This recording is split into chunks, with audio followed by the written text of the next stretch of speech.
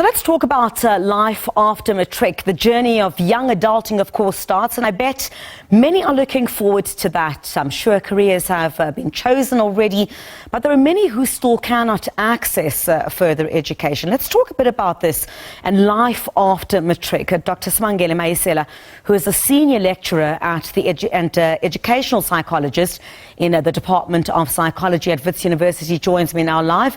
A very good evening to you. Thanks indeed for your time. So I bet it's a bit of a nervous time, isn't it? Adulting starts about now, I guess, for those matriculants.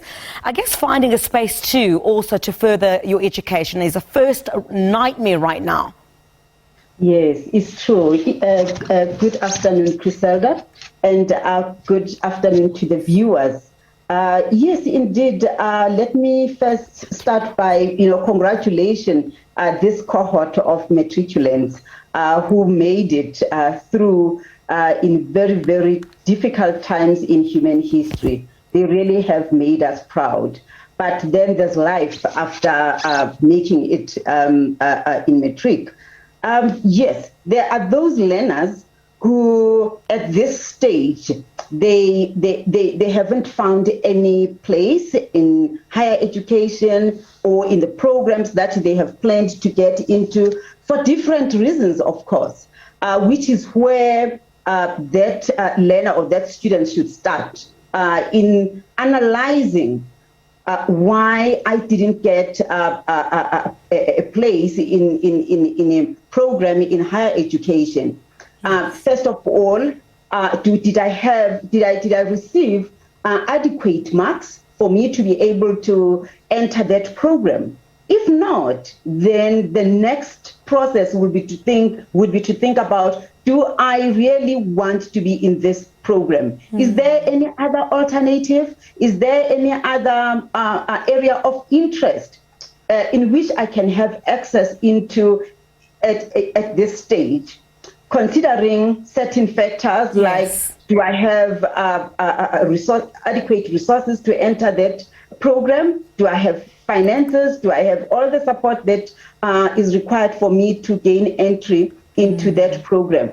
If not, well, go back a few steps and think about what can you do to improve your marks so that you can gain entry into the program of your choice. Yeah. There are several options that one can think about. The Department of Education is offering, after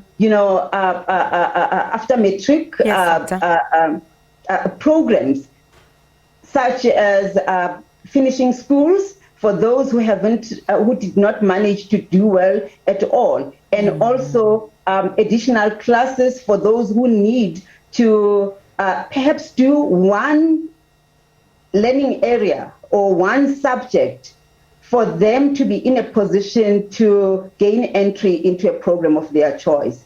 And they can go back and register for that particular learning area or subject. And then once they pass, then they would be in a position to register for the program in the following year. And Doctor, how do those cope, who have not made it, or even those who did and are struggling to find placement? Yes, coping would require, first of all, just understanding yourself, self-awareness.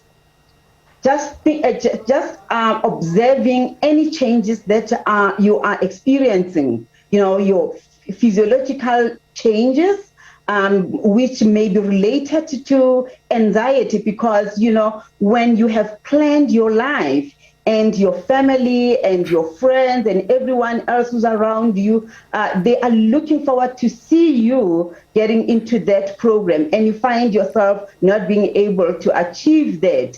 That can cause you a lot of anxiety. Yeah. And therefore, you need to have that self-awareness. If you observe some changes in yourself as a learner, not yourself only observing yourself, also families and guardians and those who are around that particular student. They need to keep a close watch on them, because, of course, they must be deeply disappointed at this stage. So we need to garner around them and provide them with the support that they need. So it will be self-observation and observation of the learner by adults who are around them or friends and so on. And beyond that, it will be for them to calm down and to think about, you know what, if one door closes, definitely there must be another door that can be open. And let's talk about those doors, Dr. Simangele. I mean, what other options are there out there?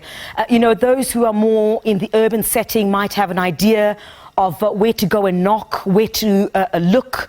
But what other options are there out there for those who otherwise don't have access to those opportunities?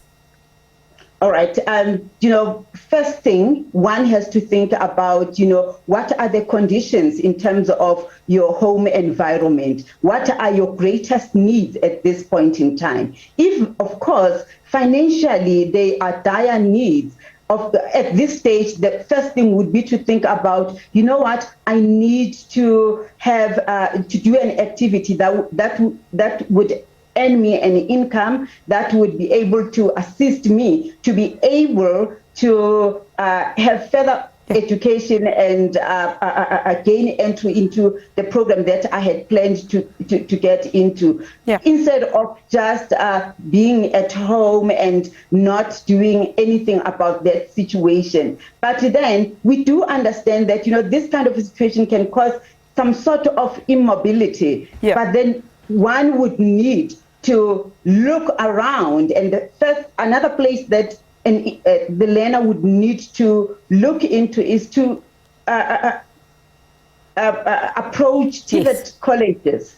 TVET colleges, they've got programs for young people. It can be a program that would assist an individual to gain occupational skills or occupational work-related skills. In the meantime, while they are waiting to, in the future to acquire adequate marks and to get it. But, I think a young person has to think about there are different routes that can lead to exactly the same career path or field an individual wants to get into. All that is needed is planning, and career counseling would be paramount. It's quite important for the young learner to look into youth organizations. Go to the youth organizations around your locality. Go to universities. Universities, they do have career counseling centers or higher institutions of learning. And you can also go back to your high school. Your high school is still your home, and go back to your life orientation educator, who can guide you what's next from where you are. What to do next, yes. Dr. Simangele Mayisela, thank you very much indeed for your time. I really appreciate that. I'm sure those matriculants that have made it, and even those that have not made it, would have gained some insights from where they can look going forward. Thank you very much indeed. Dr. Simangele Mayisela is a senior lecturer and an educational psychologist in the Department of Psychology at Wits University.